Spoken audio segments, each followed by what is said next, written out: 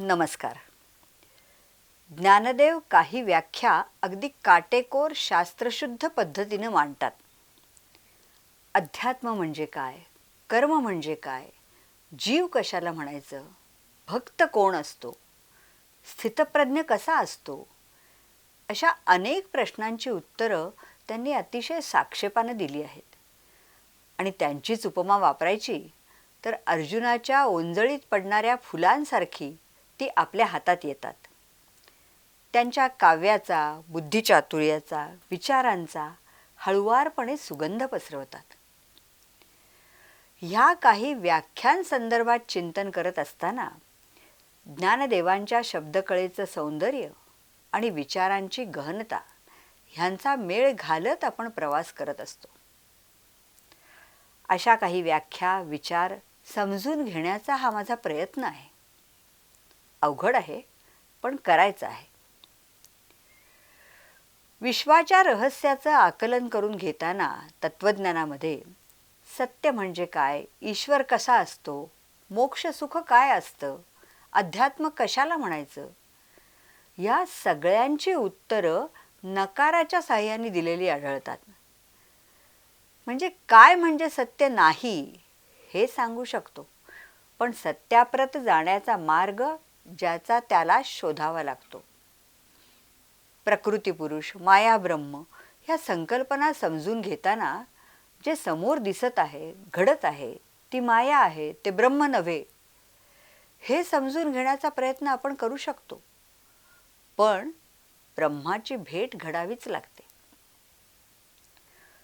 तसंच ज्ञान या संकल्पनेची व्याख्या करताना ज्ञानदेव म्हणतात, तैसी जाणीव जेथन रिगे, विचार मागुता पाऊली निघे, तर्कू आयणी नेघे आंगी जयाच्या, अर्जुना तया नाव ज्ञान.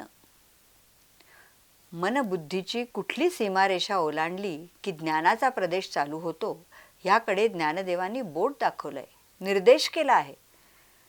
जाणीव जिथे उरत नाही, विचाराला मागे फिरावं लागतं, तर्काची मर्यादा संपते, तिथे ज्ञानाचा उदय आहे असं ज्ञानदेव म्हणतात. अर्जुना तया नाव ज्ञान, येर प्रपंचु हे विज्ञान. काय म्हणजे ज्ञान नाही हे सांगून ज्ञानाचं स्वरूप ज्ञानदेव उलगडून दाखवतात. प्रपंच हे विज्ञान आहे आणि त्या ठिकाणी सत्यबुद्धी, तो प्रपंच खरा मानणं हे अज्ञान आहे असं ज्ञानदेव म्हणतात. आणि मग जेव्हा अज्ञान आघवे हरपे, विज्ञान निशेष करपे, आणि ज्ञान ते स्वरूपे होऊनी जाईजे. म्हणजे विज्ञानाचं आणि त्या अनुषंगाने असणाऱ्या अज्ञानाचं जर आकलन झालं तर आपोआपच ज्ञान ते स्वरूपे होऊन जाईजे. आपण किंवा एकूण मनुष्य जातीने मिळवलेलं ज्ञान म्हणजे काय असतं? पूर्वानुभवातून, पूर्वसंस्कारातून आलेलं, पूर्वसूरींच्या सांगण्यामधून ते मिळवलेलं असतं. बराचसा माहितीचा साठा असतो, त्याला पुढे वाढवत आपण आपल्या तत्सम ज्ञानात भर घालतो. मनुष्यानं तंत्रज्ञानामध्ये नेत्रदीपक प्रगती केली आहे, ती ह्या ज्ञानाच्या जोरावरच. यंत्रांनी सुकर केलेलं दैनंदिन जीवन, प्रवास, करमणुकीची साधनं हे सगळं या माहिती तंत्रज्ञानाचीच देणगी आहे. या क्षेत्रामध्ये मोठे मोठे शोध लागले आहेत, माणूस चंद्रावर जाऊन पोचलाय. या सगळ्या ज्ञानामुळे त्याच्या ऐहिक जीवनाची पातळी काही प्रमाणात उंचावली असली तरी त्याला सुख मिळालं किंवा तो ज्ञानी झाला असं काही म्हणता येत नाही. तांत्रिक ज्ञानाप्रमाणेच ग्रांथिक ज्ञानही माणसाने पुष्कळ मिळवलंय. जगण्यासाठी आवश्यक असलेली कौशल्य नसली तर ते ज्ञान कसं फोल ठरतं ह्याची काहीशी विनोदी गोष्ट आपल्या सगळ्यांना माहिती आहे. नदी ओलांडण्यासाठी नावेत बसलेल्या विद्वानानं नावाड्याला प्रश्न विचारला. त्याला विचारायला सुरुवात केली, तू अमुक एक ग्रंथ वाचलायस का? नावाडे म्हणला, नाही. ते म्हणले, अरे रे, तुझं 25% आयुष्य वाया गेलं. पुढे विचारलं, तुला या शास्त्राची माहिती आहे का? नाही. अरे रे, तुझं 50% आयुष्य वाया गेलं. अशी चर्चा चालू असताना काही कारणाने नावेत पाणी शिरून नाव बुडू लागली. तेव्हा त्या नावाड्याने विचारलं, शास्त्री बुवा, तुम्हाला पोहता येतं का? शास्त्री बुवा म्हणाले, नाही. नावाडी म्हणाला, अरे रे, तुमचं 100% आयुष्य वाया गेलं. नुसत्या पुस्तकी ज्ञानाचा उपयोग नाही हे सांगण्यासाठी ही गोष्ट आहे. आपण ज्ञान 2 प्रकारचं मिळवतो. एक व्यावहारिक जीवन जगण्यासाठी आवश्यक असलेलं ज्ञान, राहण्याचं, जाण्याचं ठिकाण, जीवन कौशल्य हस्तगत करण्याचं ज्ञान, यंत्र चालवण्यासाठी आवश्यक असलेली तंत्रज्ञानाची माहिती. आणि पूर्वापार ऋषीमुनींनी, शास्त्रज्ञांनी, बुद्धिमंतांनी शिकवलेली जगण्याची, वागण्याची पद्धत, नियम, अशा अनेक गोष्टींचं ज्ञान आपण मोठं होत असताना मिळवत जातो. शास्त्रज्ञ, विचारवंतही पूर्वसूरींनी दिलेल्या अभ्यासाच्या पायावर आपलं संशोधन उभं करतात आणि ते सगळं बाजूला सारून एका साक्षात्कारी क्षणी मानवजातीला उपयुक्त किंवा दिपवून टाकणारे शोध लावतात. आज तर तंत्रज्ञानाने फार मोठी झेप घेतली आहे. त्याच्या साहाय्याने सुकर झालेल्या जीवनाचा उपभोग किंवा उपयोग आपण कसा करून घेणार, हाच एक मोठा प्रश्न निर्माण झालेला दिसत आहे. जंगलामधून जात असताना 4 मित्रांना सिंहाची हाडं दिसतात. 3 ज्ञानी आहेत. आपल्या ज्ञानाचं प्रदर्शन करण्याची संधी मिळताच एक जण त्या हाडांच्या ढिगापासून सिंहाचा सांगाडा तयार करतो, दुसरा त्यावर मांस, कातडी, अवयव निर्माण करतो आणि तिसरा त्यात प्राण घालण्यासाठी पुढे सरसावतो. तेव्हा चौथा मित्र, ज्याच्यामध्ये यापैकी काहीच कौशल्य नसतं पण शहाणपण असतं, तो त्याला अडवतो. पण आपल्या ज्ञानाचं प्रदर्शन करण्याची संधी तिसऱ्याला गमवायची नसते. तो त्या सिंहाला जिवंत करतो. जिवंत झालेला सिंह त्या 3घांना मारून टाकतो. चौथा झाडावर चढून बसल्यामुळे वाचतो. आजही तंत्रज्ञानानं जिवंत केलेला सिंह आपल्याला खाऊन टाकणार असं दिसू लागलंय. असो, दुसऱ्या प्रकारचं ज्ञान म्हणजे स्वतःबद्दलचं ज्ञान. ह्या ज्ञानाची आस आपल्याला फारशी नसते. मी कोण आहे, हे जीवन काय आहे, मी हे कशासाठी करत आहे, असे प्रश्न अधूनमधून आपल्याला पडतात. पण त्यांची उत्तरं मिळवणं हे अतिशय श्रमाचं काम असल्यामुळे आपण त्या वाटेला जात नाही. मी हे कशासाठी करत आहे या प्रश्नावरून मला वाल्या कोळ्याच्या गोष्टीची आठवण झाली. पैसा मिळवण्यासाठी, कुटुंबाच्या उदरनिर्वाहासाठी, कुटुंबियांना सुखात ठेवण्यासाठी आपण हे कर्म, खरं तर दुष्कर्म करत आहोत, अशी त्याने आपल्या मनाची समजूत करून घेतली होती. ते सुद्धा नारद मुनींच्या प्रश्नाचं उत्तर शोधताना त्याला हे सुचलं होतं.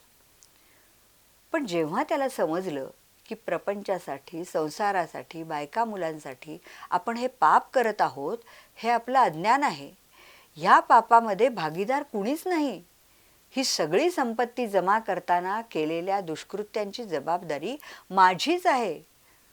उपभोगासाठी मी हे मिळवतो, हे माझं मोठं कर्तृत्व आहे, हा माझा भ्रम आहे. आणि ह्या अज्ञानातून बाहेर पडलेल्या वाल्या कोळ्याला ज्ञानप्राप्तीची तपश्चर्या करता आली. मग त्याचा वाल्मिकी झाला. मी कोण आहे या प्रश्नाचं उत्तर तर आपल्याला सापडतच नाही.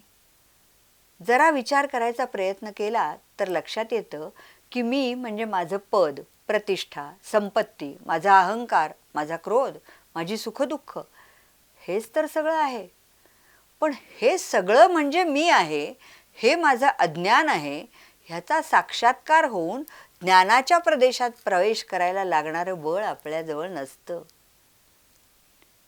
तू कोण आहेस या प्रश्नाचं उत्तर एखादा शंकराचार्यच चिदानंद रूप शिवोहम असं वयाच्या 8व्या वर्षीच देऊ शकतो. मग आपल्याला ज्ञान मिळवायचं ते कसं आणि कशाबद्दल? आपल्या अंतरंगात अनेक स्मृतींची साठवण झालेली असते. व्यावहारिक जीवन जगण्यासाठी जशी काही माहिती आपण जमा करून ठेवलेली असते, तशीच आपल्या आजूबाजूच्या जीवसृष्टीशी असलेल्या आपल्या संबंधांची माहिती आपण साठवून ठेवत असतो. माझे झालेले अपमान, मला मिळालेले मान, मला आलेला क्रोध, माझ्या वाट्याला आलेलं दुःख, मिळालेलं सुख, झालेला आनंद, या सगळ्याची साठवण आपण आपल्या अंतःकरण चतुष्टयात करून ठेवलेली असते. आणि नातेसंबंधातील माणसांशी वागताना, निसर्गाकडे पाहताना, इतर जीवसृष्टीशी संबंध जोडताना हे ज्ञान वापरलं जातं. म्हणजे पूर्वी एखाद्याबद्दल आलेला क्रोध, झालेला अपमान लक्षात राहूनच त्याच्याशी करायचं ह्यावेळचं वर्तन ठरतं. एखाद्या सौंदर्याचा आविष्कार, निसर्गदृश्याने दिलेला आनंद, एखाद्याच्या संगतीत मिळालेलं सुख, हे सगळं परत कसं मिळेल यासाठीही धडपड चालू असते, ती त्या आनंदाची आठवण लक्षात ठेवूनच. म्हणजे आपलं सगळं प्रतिक्रियात्मक असतं, या पूर्वी मिळालेल्या ज्ञानावर अवलंबून असतं. आणि ह्या ज्ञानाचं आपल्या जगण्यामध्ये काय स्थान असतं बरं? ज्ञान म्हणजे काय नाही हे सांगताना ज्ञानदेवांनी प्रपंचू हे विज्ञान असं म्हटलं आहे. ते विज्ञान जसं रोजच्या जगण्यातलं आहे तसंच ते विचारांच्या सकृत दर्शनी असलेल्या वास्तव स्वरूपाचं, वस्तू स्वरूपाचंही आहे. Thought is a material process ह्या जयकृष्ण मूर्तींच्या तत्वज्ञानातील विलक्षण वेगळ्या प्रतिपादनातील व्याख्येची इथे आठवण होते. कृत्रिम बुद्धिमत्तेनं त्या सिद्धही करून दाखवलंय. प्रपंचातील विज्ञानाचे हे दोन पैलू, एक म्हणजे व्यावहारिक जीवन जगताना लागणारं ज्ञान, म्हणजे इकडून तिकडे जाण्यासाठी लागणारं, यंत्र चालवण्यासाठी लागणारं, घर बांधण्यासाठी लागणारं, इंजिनियर, डॉक्टर, प्रोफेशनल, शास्त्रज्ञ होण्यासाठी लागणारं ज्ञान. आणि दुसरं माझ्या नातेसंबंधातील मान अपमान, सुख दुःख, आनंद, राग लोभ क्रोध ह्याबद्दलचं आणि त्याबद्दलच्या माझ्या प्रतिक्रियात्मक वागण्याचं भान. हे दुसऱ्या प्रकारचं विज्ञान आपल्या ज्ञानमार्गामध्ये अडथळा निर्माण करतं. ह्या सगळ्याच्या पलीकडे ज्ञान आहे आणि सत्यासारखंच त्याचं वर्णन करता येत नाही, फक्त निर्देश करता येतो. मार्ग आपल्याला चालावा लागतो असं ज्ञानदेव सांगतात. पण अशा प्रकारचं ज्ञान प्राप्त केलेला पुरुष विशेष मनुष्य कसा असतो ह्याचं मात्र वर्णन ज्ञानदेवांनी केलं आहे.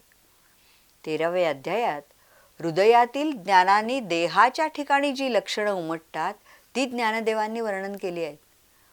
जयाचेनी उजाळे उघडती बुद्धीचे डोळे, जीवू दोंदावरी लोळे आनंदाच्या. ऐसे जे ज्ञान पवित्रैक निधान, जेथ विटाळले मन चोख कीजे. ज्या ज्ञानाच्या प्रकाशाने बुद्धीची दृष्टी उघडते आणि जीव आनंदाच्या पोटावर लोळतो, असं जे ज्ञान, जे पवित्रपणाचा एकच ठेवा आहे, ते प्राप्त झालं असता विटाळलेलं मन शुद्ध करता येतं, अशा ज्ञानाचं वर्णन ज्ञानदेव करणार आहेत. पण त्या ज्ञानाचं वर्णन न करता, कारण ते अशक्य आहे आणि ते ज्याचं त्याला शोधायचं आहे, पण या ज्ञानाने संपृक्त असलेल्या पुरुषाचं वर्णन ज्ञानदेव करतात.